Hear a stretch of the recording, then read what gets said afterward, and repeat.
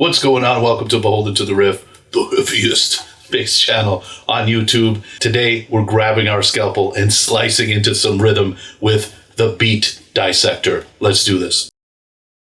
In this lesson, we're checking out the classic bass line from Roundabout by Yes. We're breaking this one down in order to digest complex rhythms into manageable and workable pieces. Let's do this. The goal of the Beat Dissector is clarity and control. We take a complex rhythm, maybe it's layered or syncopated, and we break it down into its core subdivisions, its core pieces. In the case of the Roundabout bass riff, we're going to break it down into groups of eighth notes, 16th notes, and ghost notes. Then we're going to rebuild it with precision.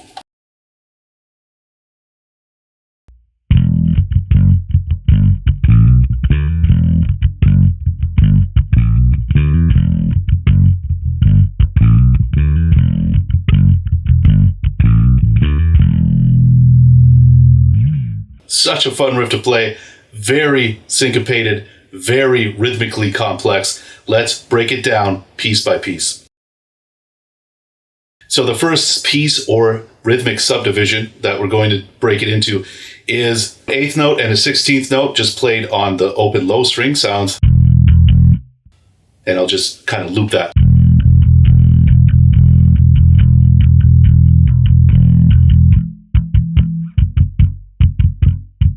So that's our first rhythmic subdivision. It's the notes we're going to play are an open E string and two muted notes. So the second subdivision is exactly the same. This time we're going to play the second fret on the low string followed by two muted notes. So far. The next rhythmic subdivision is exactly the same. This time, we're going to play the third fret on the low string, mute once on the low string, and then play the open A string. So notice how it has that same rhythm.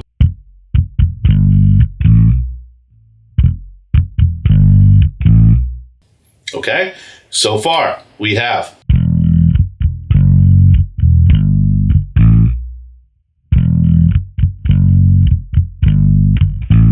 and in order to really nail this, you're going to have to work on your alternate picking and really work on the accents. But for this video, we are just focusing on breaking it down into those smaller rhythmic pieces, the smaller rhythmic subdivisions, okay? The next subdivision is a group of 4 16th notes. So it's or slower. So the 4 notes we're going to play are the second fret on the A string, followed by a mute, and then open, and hammer onto the second fret on the D string. So it's so far.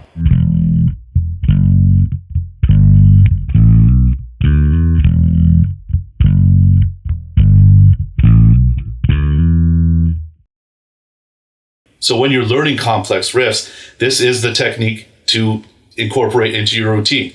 Break them down into smaller pieces. Break the sentence down into the words. And if you have to, break the words into the letters. And if we were to break this riff down into more like letters as opposed to words, you could go like this.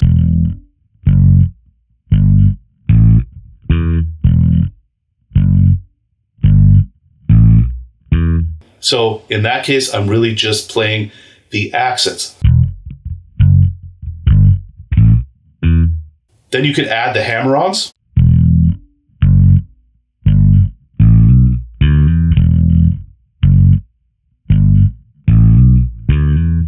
Then you could add the ghost notes, maybe in just the first half.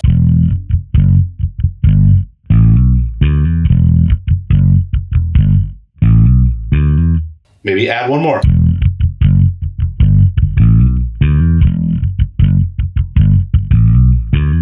Add them all.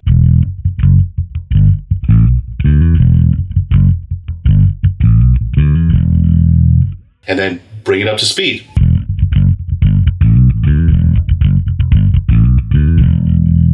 Okay? So when you're building it back up and maybe you want to get it faster, try working on just maybe the first two parts. and then add one more part. Sometimes maybe just add the first note of the next subdivision. Maybe the first two. Then, add the next one. So sometimes the tricky part is in the middle of the riff. So you got to start like in the middle of the sentence. So, or here. And then when you build it back up, you probably have to slow it down the more pieces you add back. So,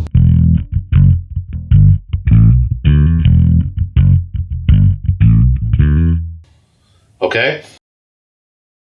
So when you're building it back up, it's really important to keep the same feel, to keep the same energy. Just because you're playing it slow doesn't mean that you make it any less, you bring less intensity. Instead of playing it, you still really dig into those accents and get it to how you want it to sound like, up to speed, but we're just slowing it down. Okay? So that way you already developed the muscle memory, and more importantly, you can hear it. As you bring it up to speed, it's going to sound how you want it to sound. Okay? So now it's your turn. Take this idea, take this concept, and apply it to learning your favorite riffs and riffs you've always wanted to learn. And if you want to take this further, check out the Roadmap to Riffian online bass course. Link is below.